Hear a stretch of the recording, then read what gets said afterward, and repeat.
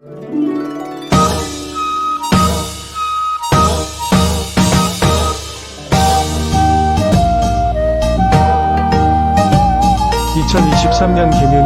개묘년 시작을 더국원 수락원 역사특강으로 전범위 한국사를 통해 내신과 한능검 시험까지 2마리의 토끼를 다 잡으세요.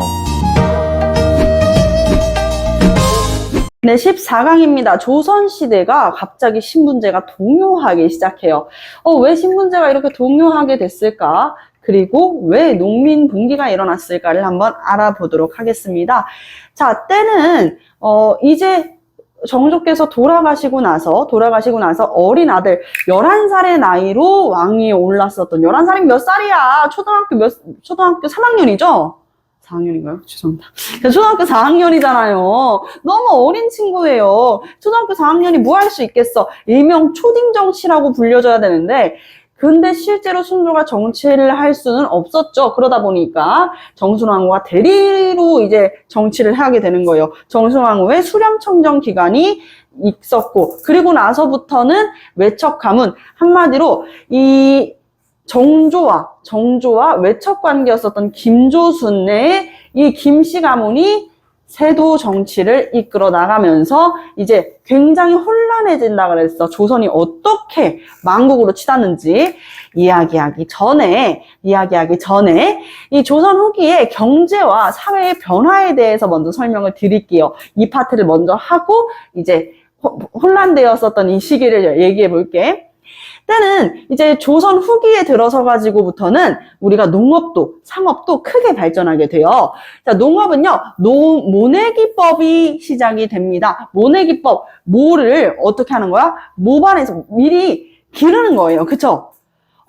요 모판에다가 미리 모종을 기르는 거야. 그럼 어느 정도 자랐을 거 아니야? 초록색이 이제 쭉쭉쭉쭉 올라왔겠지. 그러면은 그거를 이제 논에다가 심는 거죠, 한 줄로. 그러면 그 옆에 나는 건 다 뭐겠어?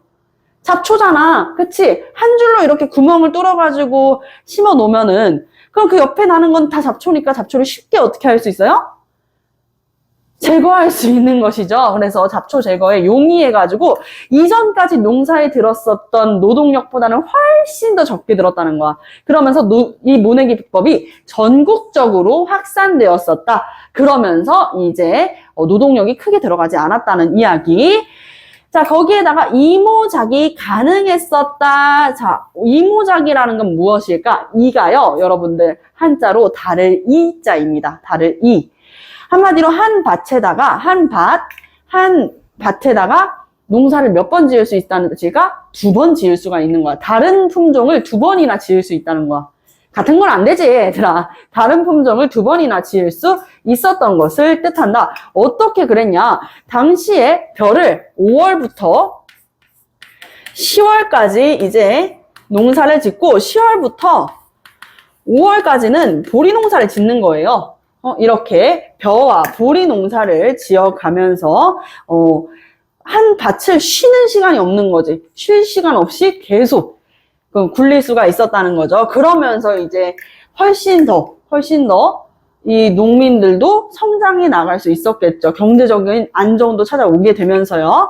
상품 작물을 재배했다. 대표적인 상품 작물. 이 상품 작물이라는 거 어렵게 생각할 필요가 없어요. 상품 작물이라는 것 자체가 여러분들 없어도 살 수 있는 것들이야. 우리가 밥은 없으면 죽죠. 쌀 없으면, 보리 없으면 지금 당장 죽죠. 근데 상품 작물은 그렇지가 않은 거야. 없어도 살 수 있어요. 근데 있으면은 좋아하는 것들, 그리고 상품적으로 가치가 있는 것들.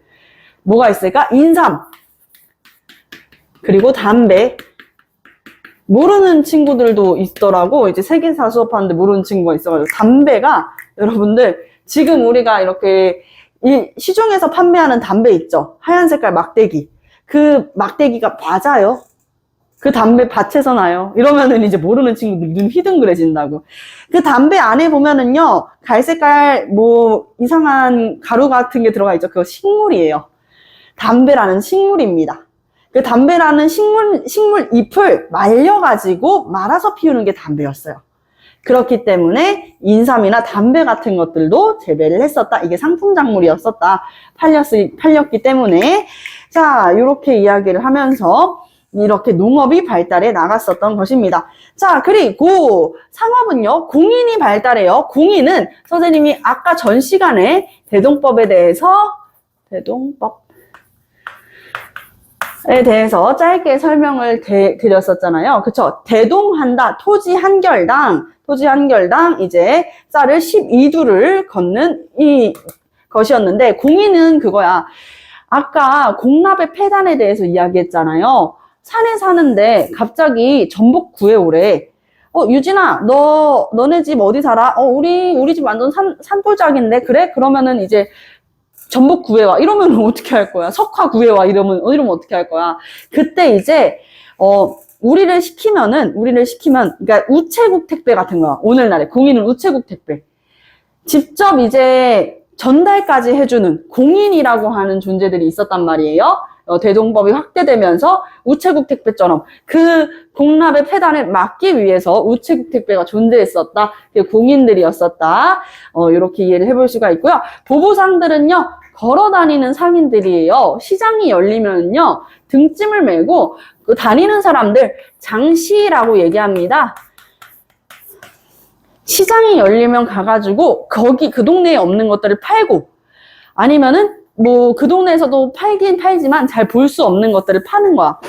여러분들 이제 이효석 작가의 메밀꽃필 무렵에 보면은 거기에 나오는 허생원, 조선딸 등도 마찬가지로 보부상, 장시였었죠. 장이 열리면 가가지고 여기 갔다가 저기 갔다가 장돌뱅이라고 거기에서 낮춰 부르잖아요. 그죠? 이런 것들, 공인과 보부상들이 있었고요. 그리고 사상이라는 것이 있었어요. 사상이라는 것은 여러분들 나라에서 허가를 받은 뭐야? 상인이 사상이에요. 나라에서 허가를 받은 상인이 사상이에요. 그래서 지역마다 활동하는 사상별로 이름이 조금 달라요. 지역마다 활동하는 이 사상별로 이름이 조금 다르다. 일단은 한강에서 활동했었던 상인들을 경강상인이라고 합니다.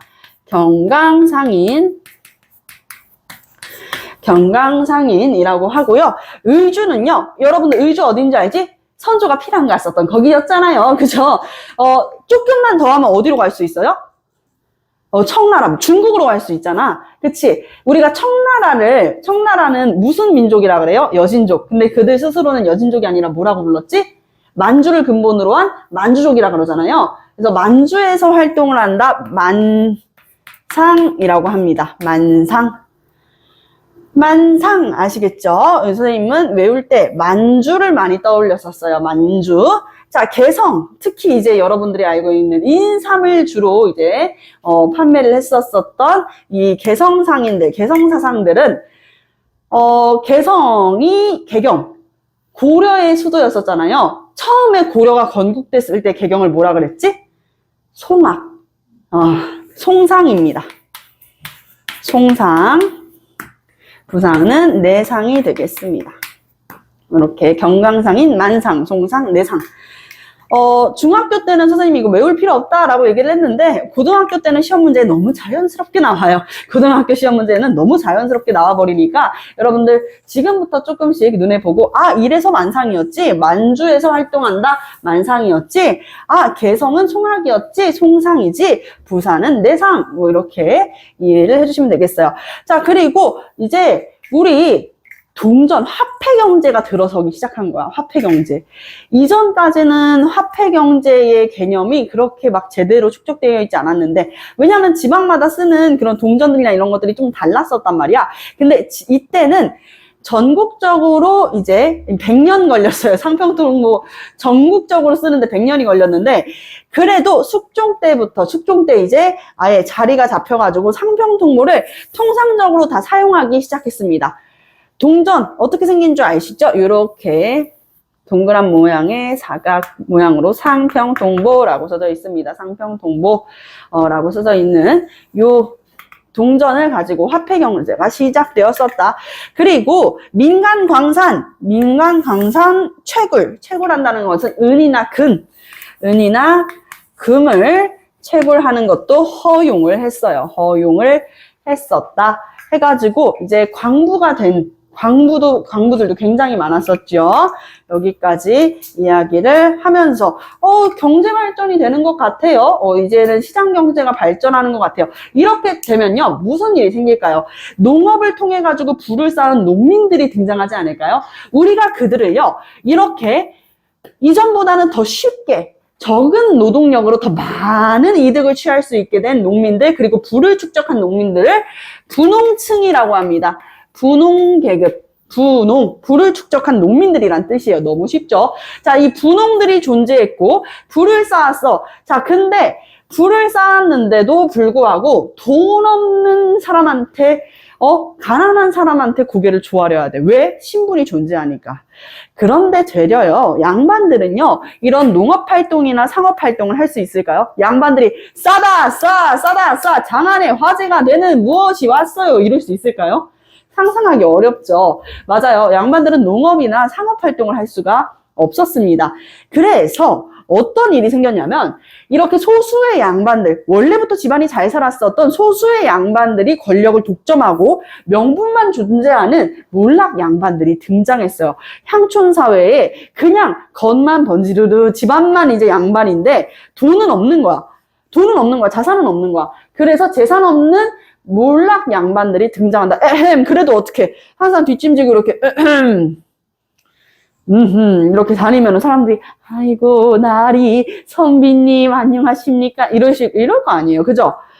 그러면서 몰락 양반들이 등장하고 있을 때 여기에서는 또 첩의 자식이었던 서얼과 기술직인 중인들, 잡과는 주로 중인들이 맞섰다 그랬죠. 기술직 중인들이 이제 신분 상승 운동을 펼쳤었단 말이야. 신분 상승 운동을 펼쳤었다.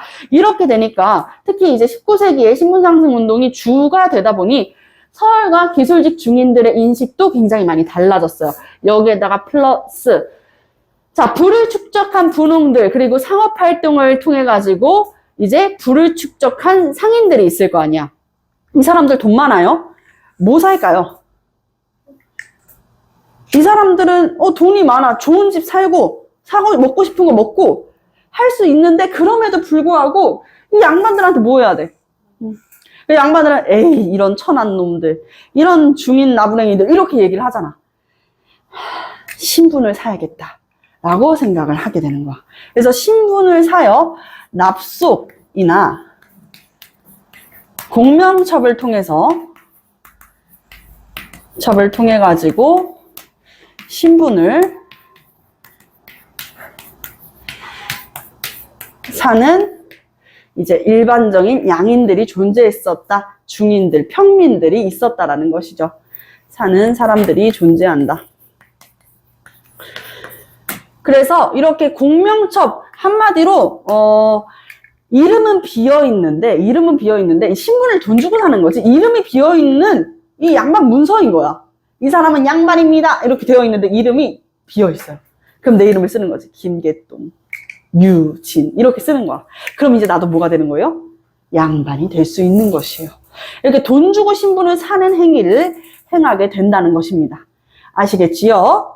자, 이렇게 돈 주고 신분을 사가지고 양반이 된 사람들을 신향이라고 했어요. 새로 등장한 새로운 향촌사회의 양반, 신향. 그리고 향촌사회에 몰락한 양반들, 오래됐잖아요, 이 사람들. 그래서 이들을 구향이라고 합니다. 나중에는 이 구향과 신향이 대립하게 되고, 결국에는 누가 이겼을까? 신향이 이깁니다. 왜냐면요, 지방마다 누가 있다 그랬지? 수령과 수량을 보자는 향리가 있었다 그랬죠. 근데 이 수령도 누구 편을 들어? 신향이 편을 드는 거야. 생각해봐. 신향은 원래 평민이었어. 원래 중인이었어. 그치? 근데 돈 주고 이제 양반이 됐는데, 수령들은, 양반들 콧대가 너무 세고, 양반들이랑 막 다투는 일들도 있고 한데, 이 신앙들은 아이고 수령님 막 이러면서 자기한테 엄청 잘할 거 아니에요. 원래 평민이고 중인이었으니까. 그러니까 수령 입장에서 너무 마음에 드는 거야. 결국에는 이 수령도 신향을 지원하게 되면서 향촌사회에는 신향이 더 떠오르게 된다라는 이야기입니다. 자, 이렇게 점점 신분제가 흔들리죠. 여러분들한테 늘상 드리고 싶은 이야기입니다. 조선의 정말 오래된 역사, 그리고 우리가 역사를 배우면서도 신분계층은 계속 존재해 왔었어요. 신라 때만 해도 어떻습니까? 육두품, 진골, 성골 이렇게 나눠가지고 골품제가 또 따로 있었을 정도였잖아. 신분제도는 존재했지만 그 신분제도 긴 역사 동안 아무나 쉽게 무너뜨리지 못했습니다.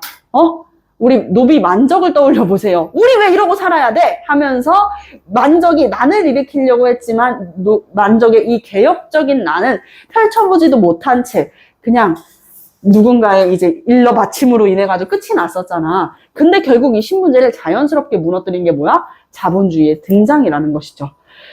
그러면은요, 여러분들 이렇게 생각해 볼 수도 있는 거예요. 여러분들 공부 왜 해요? 좋은 대학 가기 위해서. 좋은 대학 가기 위해서가 지금은 큰 목표겠죠. 좋은 대학 가면은 여러분들 학교에서 공부 열심히 할 거예요. 왜? 학점 높게 받아서 좋은 데 취직하려고. 좋은 데 취직하면 뭐 할 거예요? 맞아요. 돈을 많이 벌어요. 많은 친구들의 꿈이죠. 돈을 많이 버는 것. 죄송하지만 인생의 가치관이 돈으로 들 수 없다라는 것이에요. 왜? 이 자본주의도 결국에는 또 다른 무언가로 인해 가지고 무너질 수 있기 때문입니다.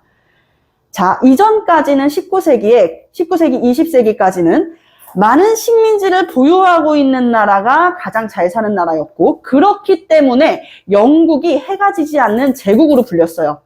하지만 오늘날까지 영국을 그렇게까지 부르나요? 그렇지 않습니다.